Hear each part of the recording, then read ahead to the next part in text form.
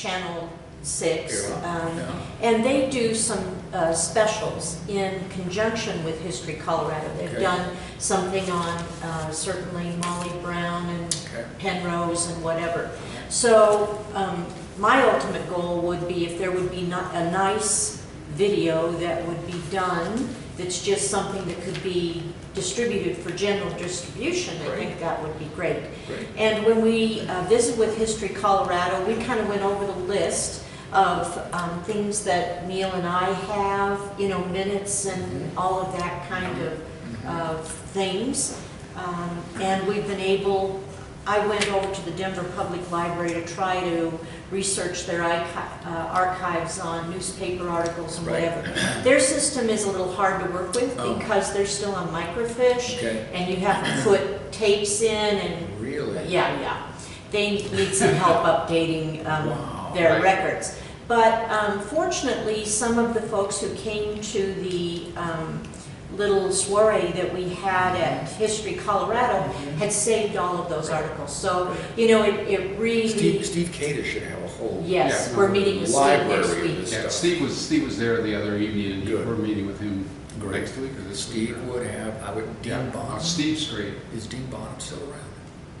No. Remember Dean? Did he pass away? Dean owned Big O Tires and then sold it and then formed his own sports consulting company. And he and Steve were the guys who advised me during my campaign. Really? I think he passed. Did he? But I hate to say that about Steve would know. No, of course. I'm pretty sure he did. Oh, okay, that's too bad. Well, and that's the other thing that's so great about talking to people in person is because, like myself, I've never heard of this person. Yeah.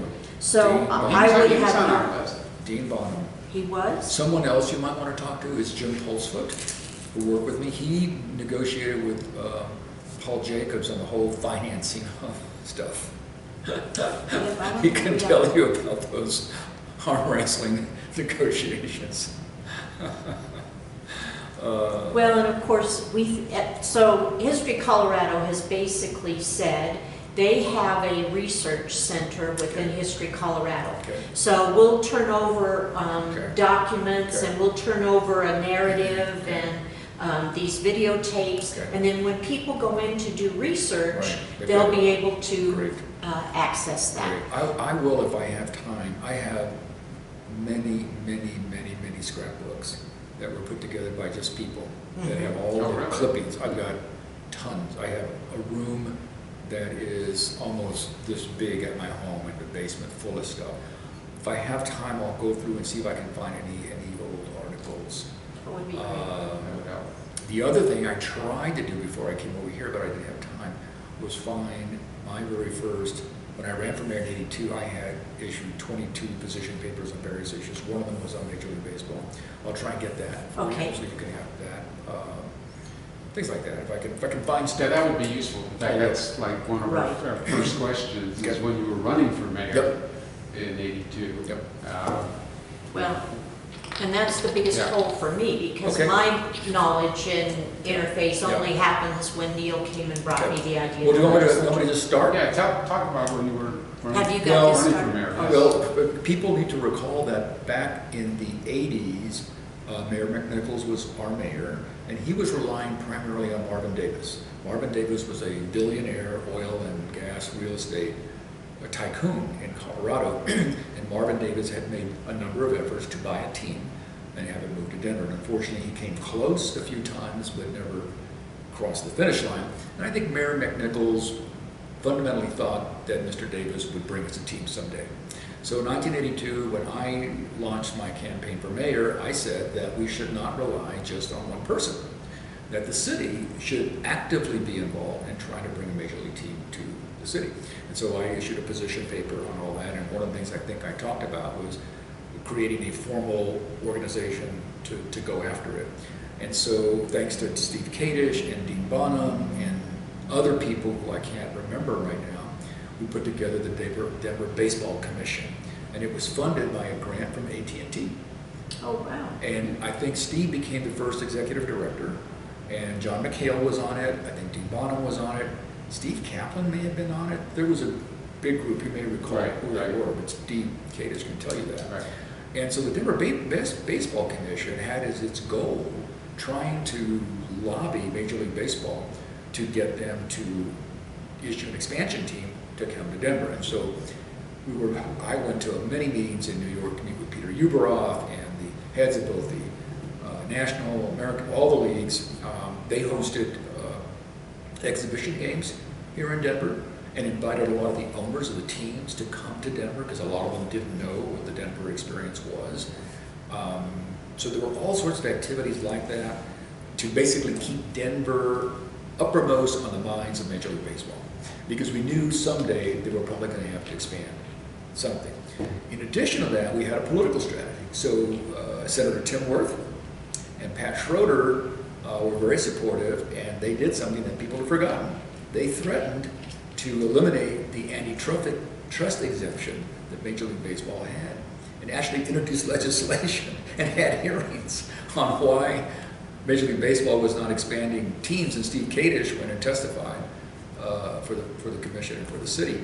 And eventually, I'm fast forwarding now, 8 years later, this was an 8-year journey to try to get Major League Baseball to come to Denver. They awarded 2 expansion teams, ourselves and the Marlins.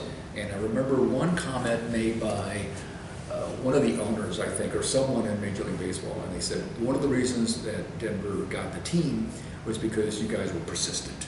You never went away. Because there were lots of cities wanting to get baseball. Sure. And some of them tried for 2 or 3 years. They gave up. They figured baseball would never make a decision, and they just kind of went away. So that was kind of the history, the origins of the community effort to try to get Major League Baseball to come. And I think all of that sent a message to Major League Baseball and answered many of the questions they had. Questions like, well, you've got the Broncos, you've got the Nuggets, you've got a minor league team. We're not sure Denver can handle another Major League sports team. Are you guys really a sports town? Was the question. The second question was, from an economic perspective, do you really have the financial? We were still going through a recession at that time.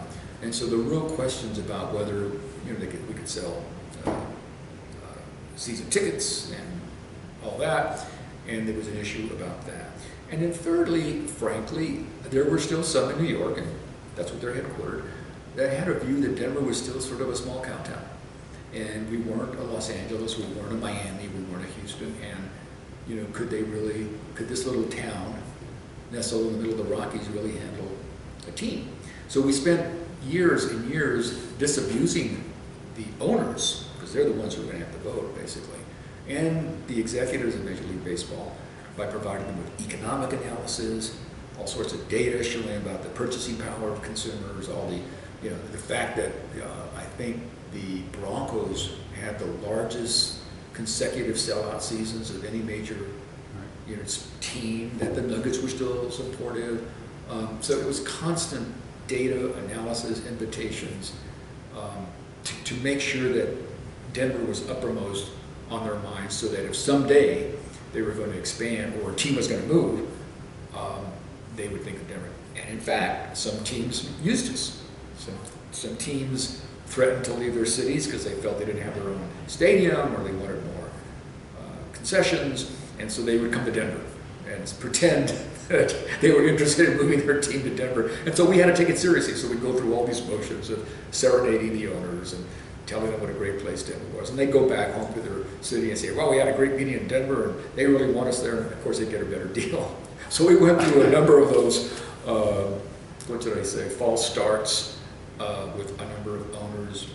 And we realized that to some extent they were using us. But fundamentally, the long-term goal was to encourage MLB to expand and hopefully expand. Did you go back to a lot of winter meetings? Yes, I went to a number of meetings and even traveled to different cities, I think, to meet some of the owners, because we knew they'd be in different places. So we'd go and meet with the owners. I can't remember how many owners I met with. And then a lot of them came here, because every time we had an exhibition game or we had an old-timers game, we had all kinds of things like this to just have some activity. Many of them would come, we would invite them, and I would meet them and talk to them about all the wonderful things about Denver. And so it was a constant lobbying, marketing campaign, which is really all we could have done at that time. Until someday, these people came up with the idea of introducing legislation to create a baseball district and have a new baseball stadium, which raises the whole question of this conflicting message we were getting from Major League Baseball for many years. So let me ask you a couple of questions about that. Certainly what I had heard is that Uberoff was giving Colorado somewhat of a hard time because we had turned the Olympics back, and at that time, you know, he was the head of the, you know, Olympic committee. Did you get any feeling of that at all? Or? He would never say that, because he had a new position now, and he had to at least pretend that he was being objective, and I think he generally was. He's a very smart guy. But no, he never said that to me personally, not that I can recall. But yeah, in the back of our minds, that was always an issue when we were talking to Peter Uberoff. Now, it wasn't an issue when we were talking to the owners of the team, because fundamentally, it's a club, and the owners, while they love baseball, want to continue to be profitable, and they want to make sure that every team that is part of the organization is profitable, and they worried about teams that were not making money. Right. And so they looked at this more as a business proposition and were not so much affected by the fact that we had voted down the Olympics back in 1972. Probably, because it was for the 72. 76 Olympics. 72. Right. Yeah. So that was quite a while back. So also in relation to that, because, you know, certainly understanding, you know, because they share, from what I understand, in the pot of certain revenues and whatever. So did you all commission an economic studies to be done? Yes, we had a number of studies done, and Steve Kadish probably has copies of all of them. Okay. Jim Polsfoot might have also. I don't think I do, although I might. Yes, there were a number of analyses done about the economic impact, about the general demographics of because when we argued that baseball would attract people from the region. Right. They'd come in from New Mexico and Wyoming and, you know, other surrounding states, because we knew people were coming here to shop at the Cherry Creek Shopping Center. We could see the license plates of people coming to shop at Nordstrom's, and not Nordstrom's, but at Neiman's and all that. So we knew that there was an interest, and of course the airport was a regional airport. People came in from all surrounding states. So our argument was that they needed to look at Denver, not as Denver, but as a magnet for the entire Rocky Mountain region, and that our pull would come from the region. And we did that analysis also. So Ed, I know that Marvin Davis was really the face of who's going to be the team owner. Was there any discussion with the minor league team owner or owners about you thinking that they would be a possibility if Marvin didn't come through? Yeah, absolutely. John DeCue in particular was someone that I talked to regularly about all this. And then he also went to New York and made a presentation, as I recall. And I'm trying to recall if I went with him or not. I just don't recall. I may have. He might know. But no, John was very interested in stepping up and becoming one of the owners of the Major League team. And of course, once he bought the Bears and converted into the Zephyrs, they were still playing at Mile High. He was very active. I think he himself was talking to owners. And as I recall, he went to New York to make presentations and introduce himself to Major League Baseball. Okay.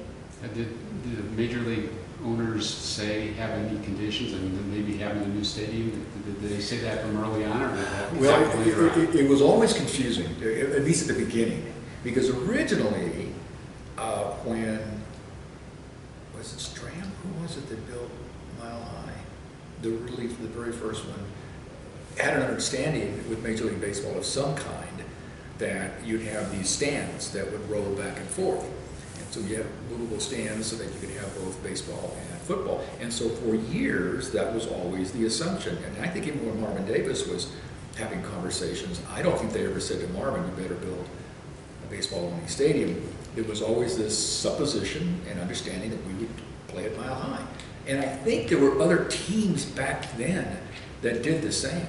They would use their football stadium for baseball. So we kept saying, well, other cities are doing it, certainly we can do it. And it wasn't until towards the end, as we went through all the issues, well, do we have the economy? Do we have the sports space?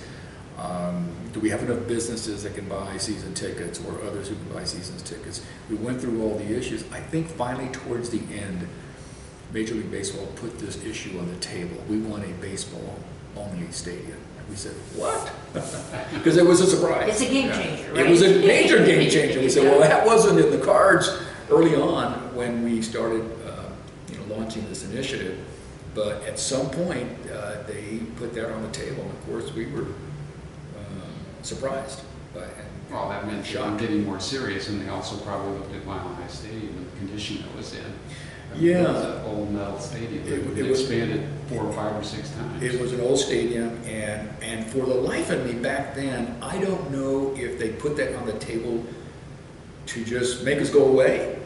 Or to check seriousness. Or to see just how serious the city was and the community was. And I never got a clear answer to that question, but it became very clear at some point. I'm trying to recall when it was that 89, 88, I can't remember the exact date, when it became clear that became a serious issue.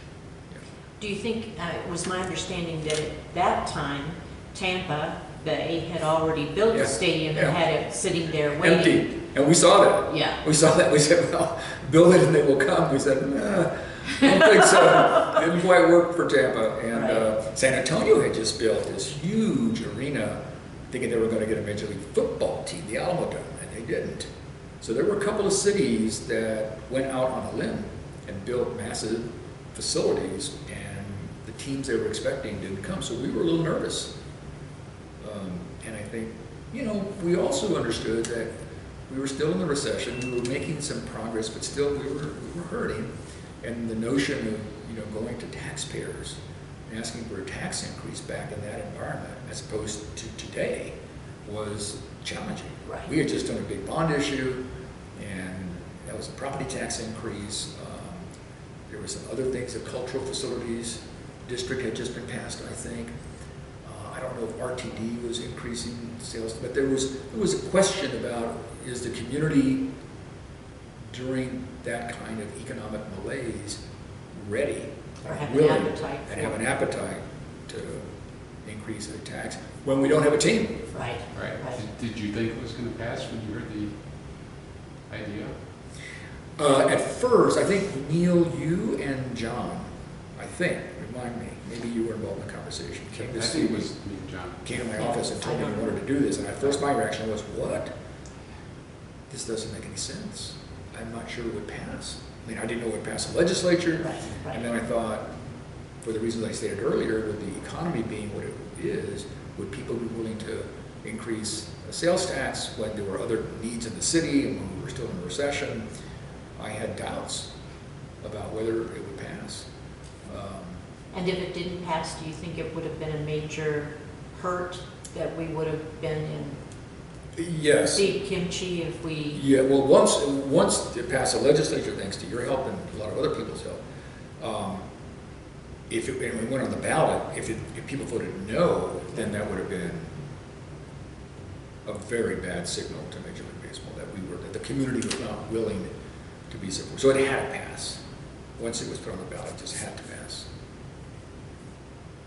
So, can we talk a little bit about infrastructure? Because I feel like you were a major player in the infrastructure that was brought to play around Coors Field.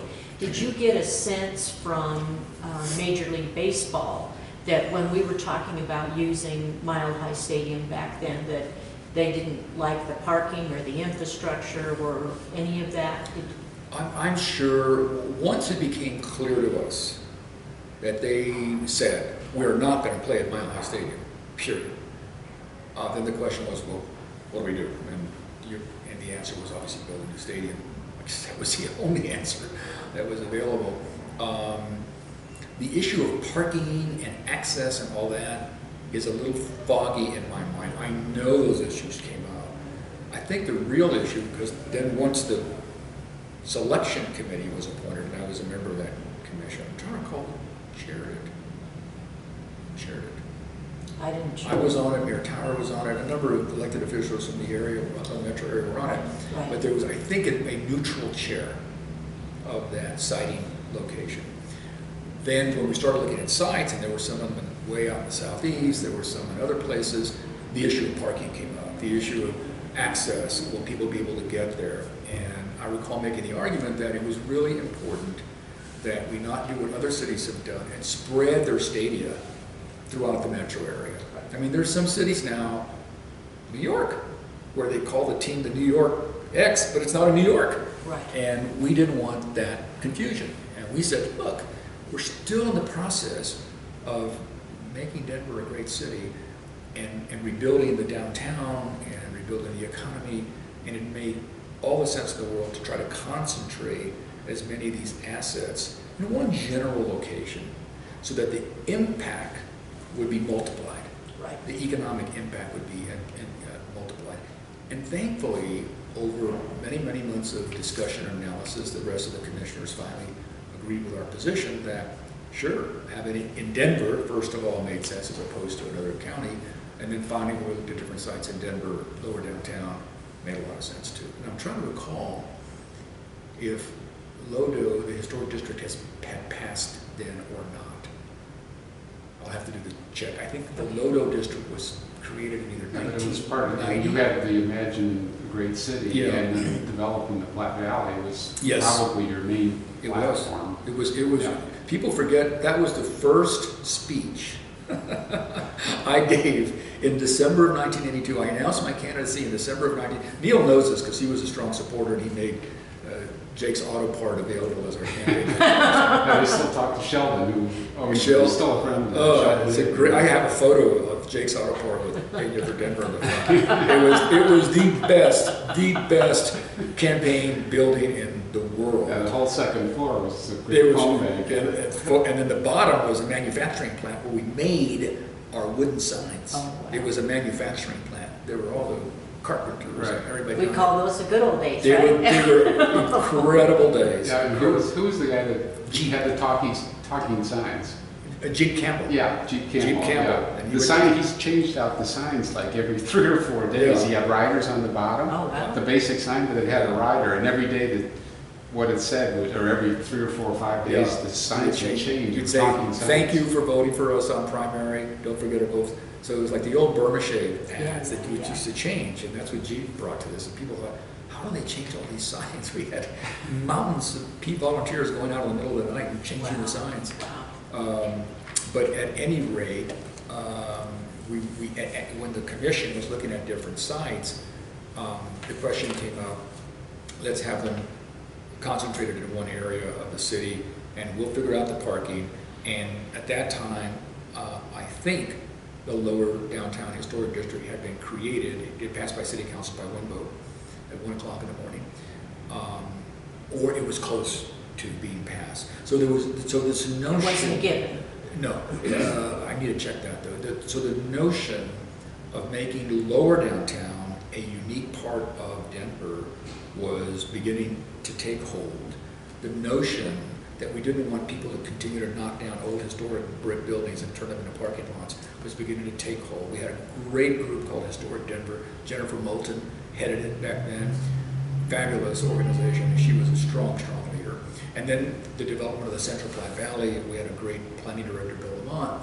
We started negotiating with the railroads, and we had them consolidate the railroads, and then we passed a bond issue, and we shortened the viaducts. We started building infrastructure into the land, and we recruited Elitches to move from Northwest Denver to come in there, and they were the second after the Children's Museum in the Platte Valley. But once that started to happen, then slowly people started to say, this could happen. And I was saying to Neil that, so in December of 1982, when I announced my candidacy, the first speech I gave was at the old Executive Inn. There was a downtown business group. I don't know if you were there or not.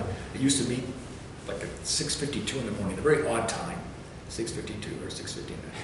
And it was a group of mostly Democratic business people. Interesting, they were mostly Democrats, but there were all kinds of lower downtown business people. And I waited and I gave my speech on developing the Central Platte Valley. And I think eyes glazed over. It was early in the morning. They hadn't had enough coffee.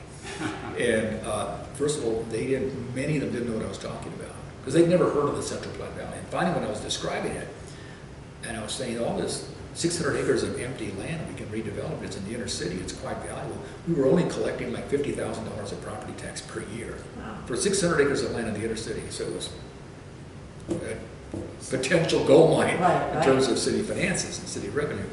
Then people started to understand it, and then of course we put a team in place, and then we developed the Central Platte Valley Plan, and with the city council's involvement, and then we started attracting investment there. But that was part of the dream, to make the Central Platte Valley redevelop and lower downtown, and bring in sports, redo the sports arenas where they are, bring in Major League Baseball.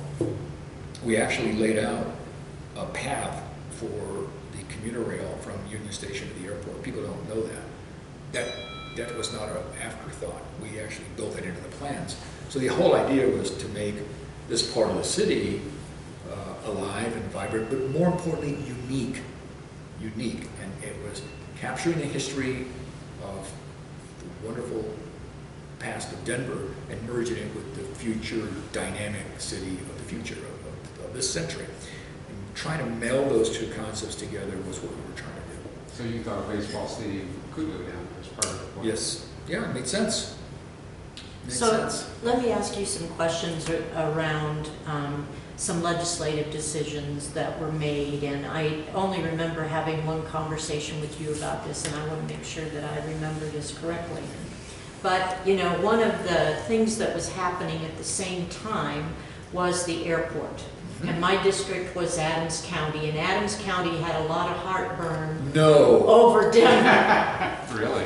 And so, you know, I was getting from my constituents a lot of, oh, look, now you're a mouthpiece for Denver. Yeah. And so it was at that time we decided that probably what we had to do was open up site selection to the entire metro area. Yes, that's right. And the other piece is that we didn't feel that Denver had enough tax base to carry the bond indebtedness necessary, and that it would probably take the, at that time, 6-county district in order to do that. Well, when we had opened that up, I think I remember a meeting from you where you came and said, I would like you to designate Denver to be the site in the legislation. Okay.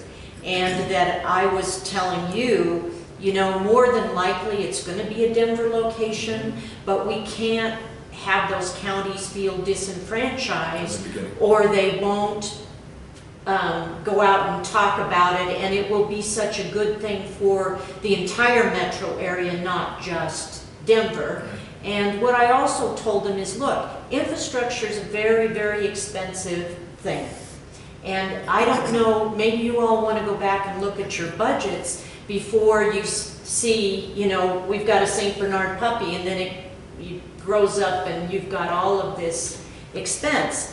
And so it seems to me that it was Dr. Cogg who said, we'll kind of convene this regional discussion about where a stadium might be. Okay. And I know there was a lot of pressure from the press for us to designate the site before the election, but we had seen what happened with the convention center. And that is, you know, it's always easy to find detractors against a site, and that maybe we just want to narrow it down to 3 where people feel that they do have some kind of a voice and choice, but we only gain things, we don't lose things. Right. Is that kind of your recollection of it too? It is coming back very slowly, but it all makes sense, and it would make sense that I will go in and say to you, no, it should be in Denver. It's my job. But it also makes sense to understand the general thinking. No, let's make this a metropolitan area, a district, or let's open it up, knowing that in the end it'll likely end up in Denver. We had just negotiated with Adams County on the airport, so I understood the benefit of being flexible and opening up your mind to new ideas. And so I think at the end, I'm sure I probably said that's probably the right idea. There was some risk, obviously, for Denver, but at the end, I must have been persuaded by you. Right? Well, you didn't come out against it, that was I didn't for come sure. out against it. Yeah. So, I just wanted to make sure that I wasn't hallucinating. No, it made perfect sense. It made perfect sense. If the election was just Denver, do you think it would have passed? Well, my recollection is Denver was the only county that didn't vote for it. No, Adams County was the only. It was close in Denver. Oh, it was close in Denver. Yes. So Adams County didn't vote for it. But Arapahoe County and Boulder County carried it big. Big time, Big, yeah. yeah. You know, that's a good question. I don't have an answer for that question. It would have required an enormous campaign, enormous amount of work by the business community, as they did for the airport, where they financed all the commercials, which were expensive, produced many of the volunteers who went door to door in Adams County, because a lot of the corporations let their employees off work and said, here are the pamphlets, go door to door to Adams County and campaign for the airport. It would have taken an enormous effort to do that, because we had just done the airport, right? Yeah, the airport votes had already happened by this time, right? What year? Yes, what yes, year did the yes. legislation pass? What year did the legislation pass? Passed in '89. 89. But So the election was in '91. 90. yeah, so the airport elections were done. The bond issue was done. The cultural facilities tax issue was done. I'm not sure what RTD was doing. So the answer to your question is, if you look at the cumulative effect of all the taxes being imposed on Denver residents alone, if that were the issue, and then you would have presented in 1991 another tax issue, it would have been a hefty lobbying effort. I think in the end, a lot of people probably would have voted yes. It probably would have passed, but it would have taken a lot of effort. But in the metro area, only passed with 54% of the vote. Metro-wide? Metro-wide, yeah. So it wasn't. But that was- It wasn't easy. Yeah. It wasn't Well, easy. no, but there wasn't a lot of money spent on campaigning as there had been in other issues. Their hat on the airport. Right, The chamber spent millions on the airport. right, So they knew right. how to do it. Right. But the difference was the chamber understood that the airport was critical to the survival of the economy. Would they have concluded the same thing about a baseball team? Some people would have, some people may not have, I'm not sure. But it would have taken what we did with the airport. We would have to have done baseball 101 economics lessons, which is what I did when I campaigned in Denver for the airport. I had to go around the community, 110 neighborhood meetings, explain to people how airports are financed. The fact that your property taxes, your sales taxes don't go to the airport. And in fact, the airport makes so much money, it actually gave money to the city, about $20 million a year back then. We would have done the same thing. Explain baseball 101 economics to people. How does it work? Who makes the money? Who gets the jobs? Where does the revenue go? What's the long-term consequence to the city? What does it do to the image of the city? So now you have people coming to conventions, because one of the things we try to do, let me finish that sentence, people come to conventions, they can come and see a game, hockey game, baseball game, whatever it is. And so what we try to do is integrate all of the investments we were making. So how does an airport relate to a convention center? How does a convention center relate to hotels? How do hotels relate to restaurants? How do sports and the DCPA all come together to make Denver an attractive place for people to come and spend their money, and then they go home? And you don't pollute, generally speaking. So that was sort of the synergistic thinking that we tried to put together to do things that made sense and that reinforced one another. So baseball, I think, we could have explained that to people, and I think most people would have understood it. It may have only passed by 51%. Right, But or probably, 50 plus 1. or 50. Elections for 50 plus 1, you know? Yeah. Right. Yeah. Well, let me ask you a couple of other things in terms of what you remember. It seems like a couple of other challenges that we had in the legislation had to do with private activity bond allocation. And was there going to be enough allocation and, what communities were going to put Right. money in and what projects were going to be stopped in the other communities because there wasn't enough private activity bond That was allocation. a state cap. Yes, Yeah. yes. Yeah. So that's when I think we decided to put in the revenue sharing piece into the legislation, that this investment that you're making today should ultimately have a return back to you or be the return that keeps on Right. giving. Right. Did you remember Denver ever having any issues with putting in private activity bond cap? Or? It may have come up, but I don't recall. Okay. I don't recall that issue. Then the second thing that was of discussion was around, are we going to have enough concrete and steel resources? Yeah, that's right. And because I think we were building the Denver Public Library at that time, we were building the airport, and we were doing a lot of other infrastructure things. Did you? I remember that conversation, and there was a real concern about it.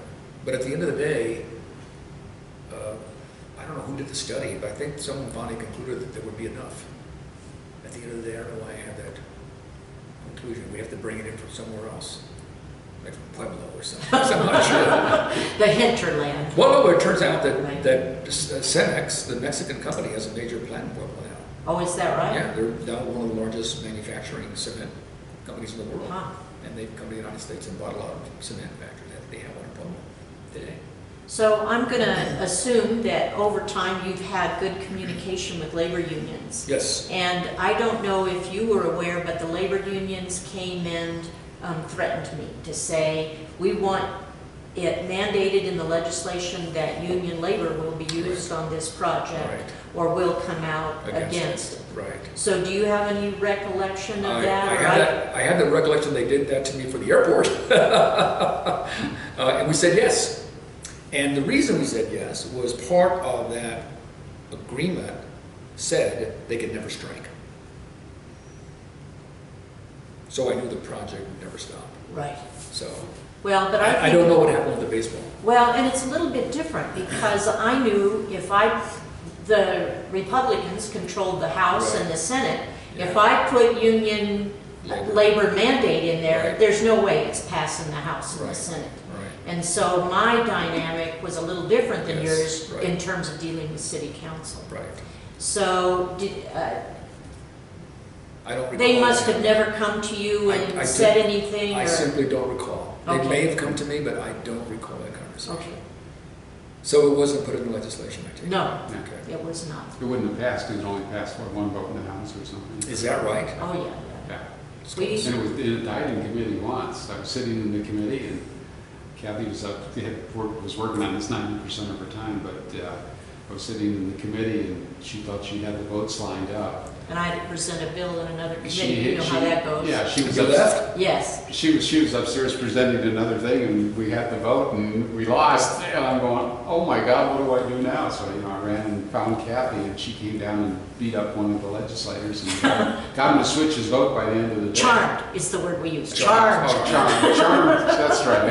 You don't threaten people. So the good old legislative process. I miss those days. Well, if it wasn't for the campaigning, and I don't know that I could serve down there today. I mean, it just seems so partisan and so nasty. But it was frankly, I was a minority leader in the House, and I had Ron Straley, who was my opponent, and it was pretty partisan. But on the other hand, it was polite. Right. And you could come to compromise, You could eventually come to compromise, and I remember when I was first elected minority leader, let's not get into that.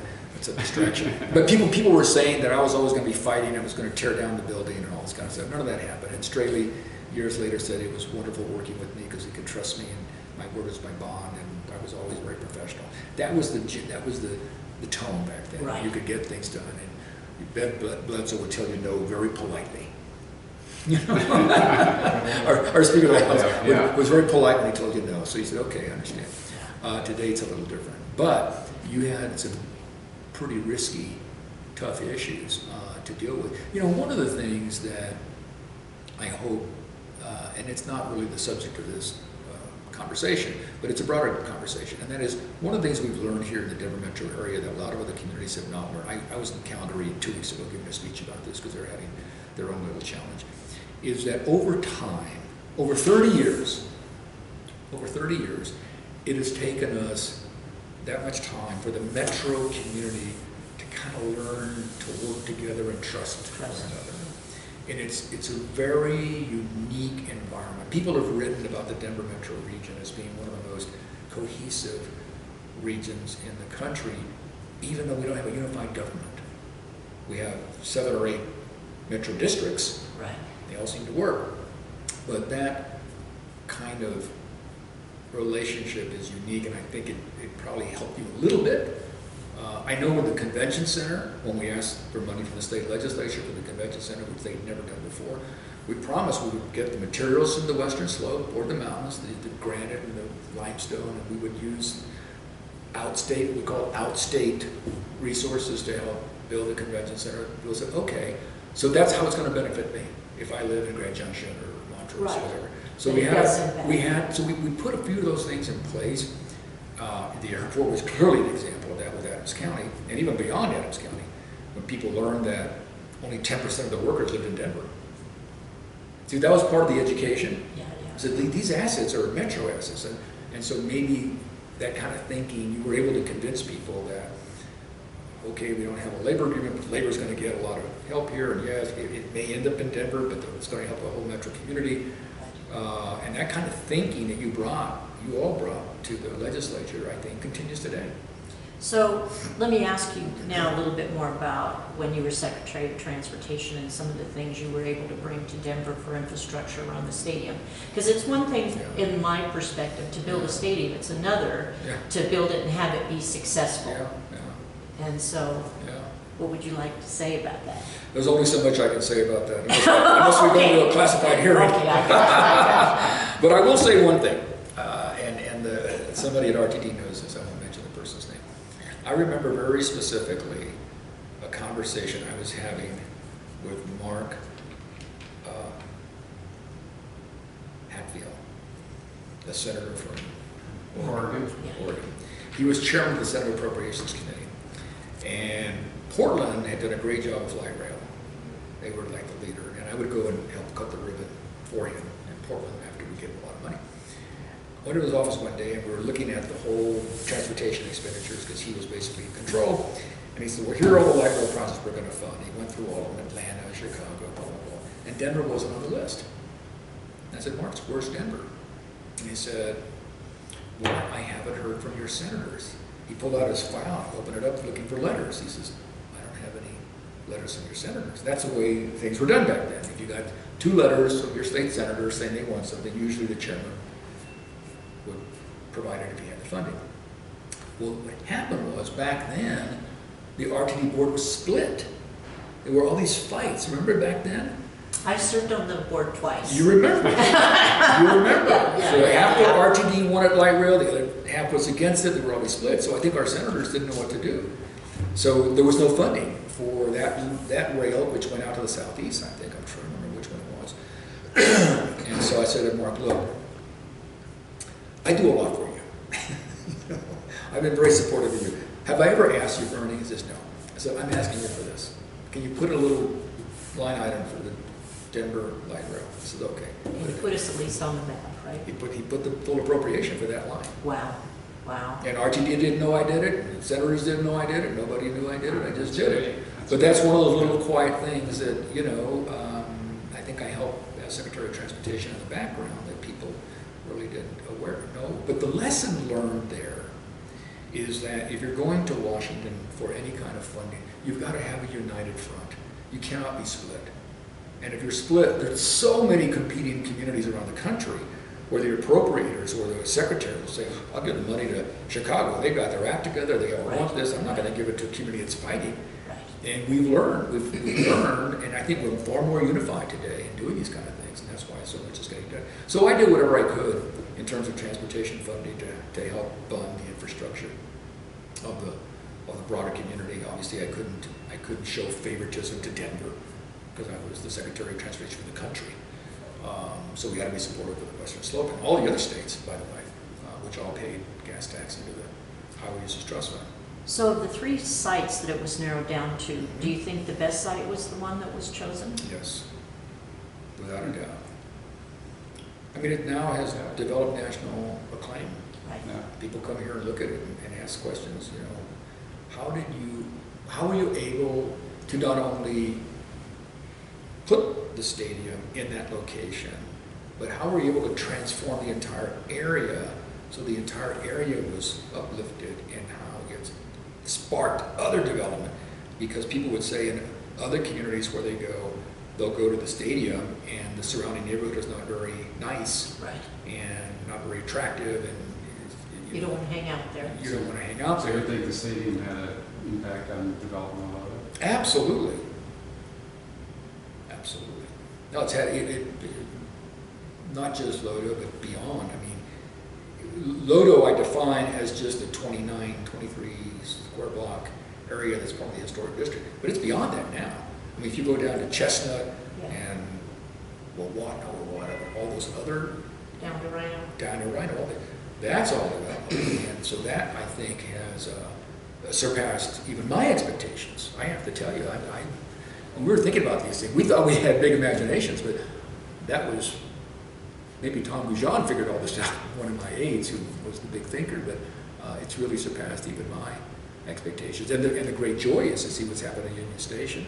John Hickenlooper reminds me when we did when he did the opening of the Union Station site, that there was a move to move the Amtrak rail away from Union Station.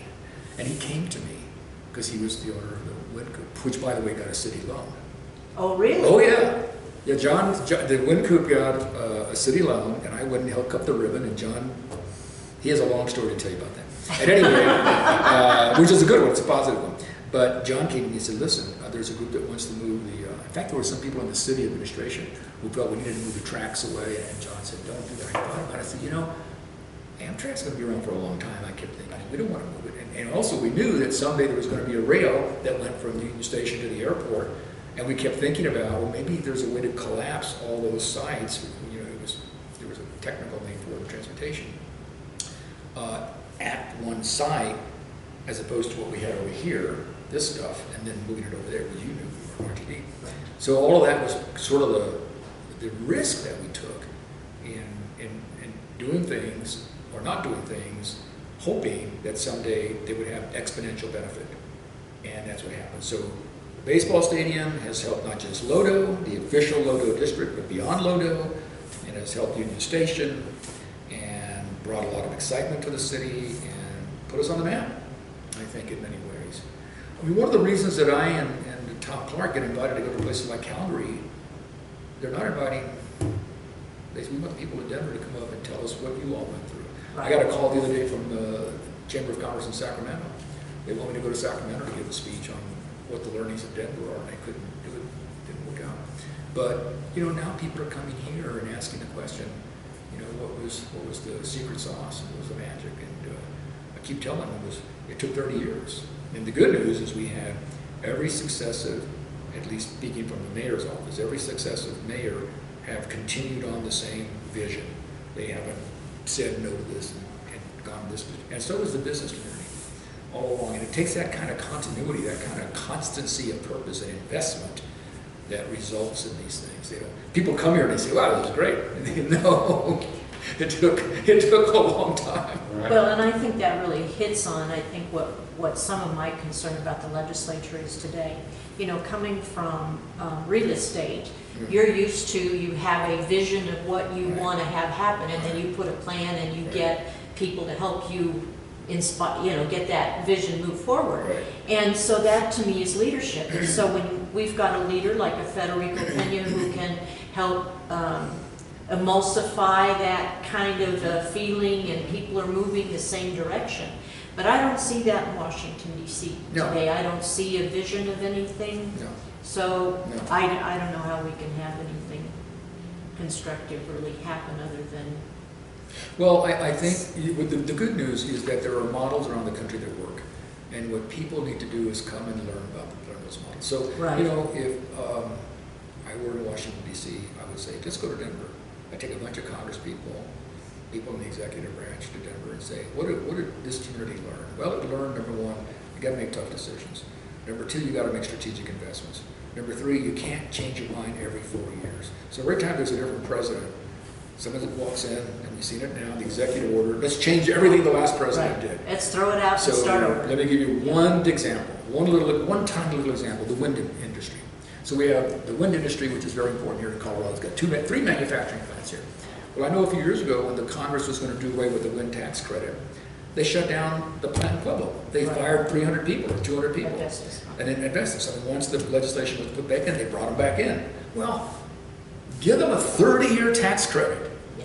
So they know they've got 30 years to build out all the wind, and at that time, you do away with it, but at least there's a consistency and a constancy of purpose. You don't change it from every administration to the other. Washington hasn't learned that lesson.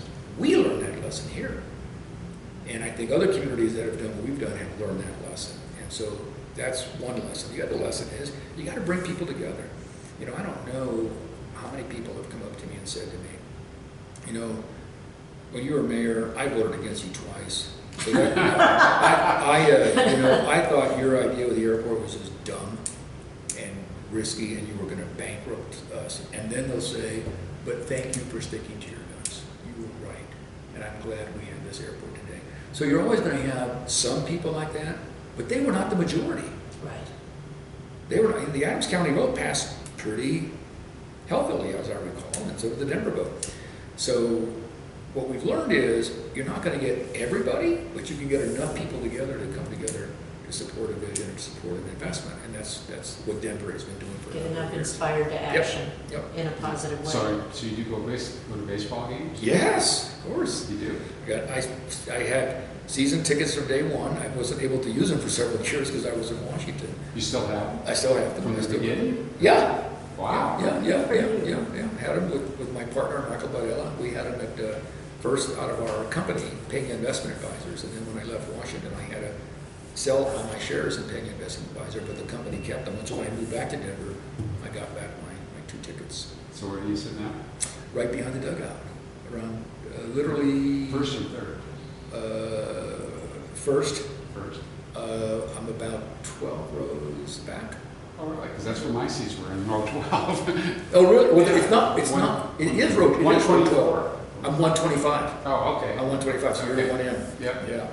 So that's where I said my kids love to go to the games. We've been going to more games this year since we're winning. Well, and I think that's the thing that when Neil brought me the idea, that really inspired me, that it was more than just a sports competition. Yeah. I mean, when I see now what the Montforts have done with their party deck, I mean, this is as much a social event as it is a sporting event, Right. that's for sure. Right. And you can bring kids. Yes. You Yeah. can, I afford to bring kids. Yeah, to some degree. to some degree, yeah. But what I really enjoy is we have a gentleman there named Joe who's there, takes care of the game, and he makes sure that all the little kids take turns going up to get a baseball from the players. He says, "Okay, you're next. In the 3rd inning, you come up, and then you're next." And all the little kids go up and they get. My kids used to do that. Is that right? Yeah, they go up and they get a little baseball. My son has about 3 or 4 of them in his house. I mean, those are treasures. Those young kids will remember that for the rest of their lives. And you can't do that at a football game, and you can't do it at a basketball game, not at a hockey game. So this is one of those ways that you can really get families involved and kids involved. They remember that stuff. So And you can interact with them more at baseball. yeah. So So they it's, talk to each other when they're not on their iPhone. yeah, right. Yeah. Well, listen, I'm going to have to wrap up. Anything else? Great. No. Well, anything you want to say that we haven't asked you or that you can think of that you want to say? Well, thank to the 2 of you and others who had the vision and took the risk to introduce this legislation and to come up, which I think was one of the most brilliant strategies which I would not have thought of. And that is to say, we will not levy 1 penny of tax unless you give us a team. Because you basically put the burden on them. You said, Right. okay, we've shown up, here are our chips, we're all in.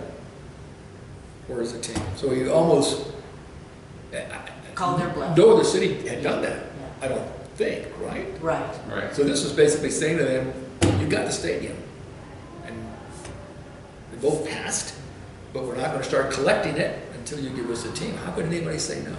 So there were no questions. The only big question left was the ownership group. That was the big Right. question. And of course, Governor Rumble played a great role there, trying to facilitate that and get that going. And that was very complicated, but it turned out fine. But that's an example of how, you make adjustments.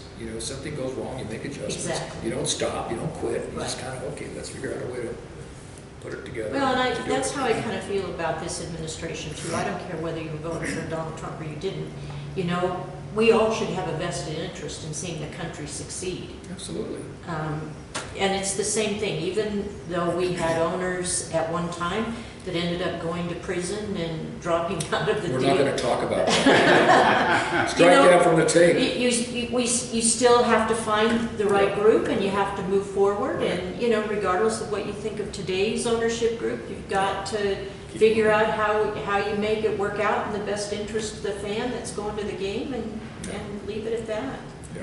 All you can do is use your best judgment at the time and do what you think is right. Right. And then years later, you can reflect back and say, well, I should have done that differently. Okay. And next time I will, right? Right, yeah, nobody's perfect, and there's always opportunities to make adjustments and changes. So, anyway, congratulations to the two of you, and thank you for doing this project. Yeah, This well, is great. thanks for this. Was Yeah. fabulous. Well, anything else I can It could do? have almost been just a video on its own. Well, and it's so indicative of there is information like this that Neil and Yes. I don't know, or maybe Yeah. no one else knows, and that they really should at some point know. You know, it'd be interesting to talk to, well, obviously Steve Cadish, but John McHale, because he can give you sort of the backroom thinking of what was going on with the owners, since his father was one of them. And now he's there. Right. He would be able to give you stuff that I don't even know.